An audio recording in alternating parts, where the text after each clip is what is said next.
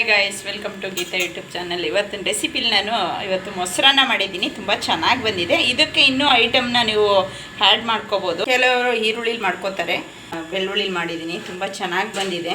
ಅದರೊಳಗೆ ಆ್ಯಡ್ ಮಾಡ್ಕೋಬೋದು. ಕಾಯಿ ತುರಿನೂ ಕೂಡ ಮಾಡ್ಕೋಬೋದು. ನಾವು ಅದೆಲ್ಲ ಲೆಸ್ ಮಾಡಿದ್ದೀನಿ. ತುಂಬ ಟೇಸ್ಟಿಯಾಗೂ ಕೂಡ ಬಂದಿದೆ. ಕ್ಯಾರೆಟ್ ಹಾಕಿದ್ದೀನಿ, ತುಂಬ ಚೆನ್ನಾಗಿದೆ. ಯಾವ ರೀತಿ ಮಾಡೋದು ತೋರಿಸ್ತೀನಿ. 2 ಸ್ಪೂನ್ ಆಯಿಲ್ ಹಾಕೊಳ್ಳೋಣ. ಜೀರಿಗೆ ಹಾಕೊಳ್ಳೋಣ. ಸ್ವಲ್ಪ ಸಾಸಿವೆ. ಈ ಬೆಳ್ಳುಳ್ಳಿನ ನೆಜ್ಜಿ ಇಟ್ಕೊಂಡಿದ್ದೀನಿ, ಸಿಪ್ಪೆ ಬಿಡಿಸಿ. ಕರಿಬೇವಿನ ಸೊಪ್ಪು ಹಾಕೊಳ್ಳೋಣ. ಸ್ವಲ್ಪ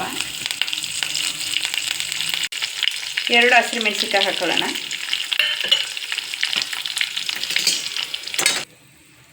ನೋಡಿ, ಇವಾಗ ಆಗಿದೆ. ಕೊತ್ತಂಬರಿ ಸೊಪ್ಪು ಹಾಕೊಳ್ಳೋಣ. ಸ್ವಲ್ಪ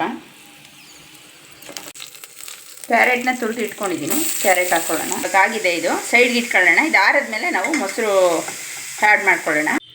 ನೋಡಿ, ಎಲ್ಲ ಒಗ್ಗರಣೆ ಮಾಡಿ ಇಟ್ಕೊಂಡಿದ್ದೀನಿ. ಇವಾಗ ಮೊಸರು ಆ್ಯಡ್ ಮಾಡ್ಕೊಳ್ಳೋಣ. ರುಚಿಗೆ ತಕ್ಕಷ್ಟು ಉಪ್ಪು ಹಾಕೊಳ್ಳೋಣ. ಕೆಲವರು ಹಾಲು ಹಾಕ್ಕೊತಾರೆ, ಹಾಲು ಹಾಕಿ ಮಿಕ್ಸ್ ಮಾಡ್ಕೋತಾರೆ. ನಾನು ನೀರು ಹಾಕ್ತಾಯಿದ್ದೀನಿ. ಇದು ನೀರು ಹಾಕಿದ್ರೆ ಹುಳಿ ಬರಲ್ಲ. ಮೋಸ್ಟ್ಲಿ ಈಗ ಮಕ್ಕಳುಗಳು ಹೊರಗಡೆ ಎಲ್ಲ ಸ್ಕೂಲ್ಗೆಲ್ಲ ತೊಗೊಂಡೋಗೋಕ್ಕೆ ಹುಳಿ ಬರಲ್ಲ. ಹಾಲು ಹಾಕಿದ್ರೆ ಒಂದು ಸ್ವಲ್ಪ ಚುಂಗ್ ಸ್ಮೆಲ್ ಬಂದಂಗೆ ಆಗುತ್ತೆ, ತಿನ್ನೋಕ್ಕಾಗಲ್ಲ. ಈ ನೀರು ಹಾಕಿ ಈ ರೀತಿ ನಾನು ಯಾವ ರೀತಿ ಮಾಡಿದ್ದೀನಿ ಅದೇ ರೀತಿ ಕೂಡ ನೀವು ಮಾಡ್ಕೊಳ್ಳಿ. ಅಷ್ಟೇ ತುಂಬ ಟೇಸ್ಟು ಚೆನ್ನಾಗೂ ಕೂಡ ಇರುತ್ತೆ. ಅನ್ನ ಆರಿಸಿ ಹಾಕ್ಕೋಬೇಕು, ಇಲ್ಲಾಂದರೆ ಮೊಸರು ಒಡ್ಕೊಳ್ದಂಗೆ ಆಗುತ್ತೆ, ಒಡೆದು ಬಿಡುತ್ತೆ ಮೊಸರು.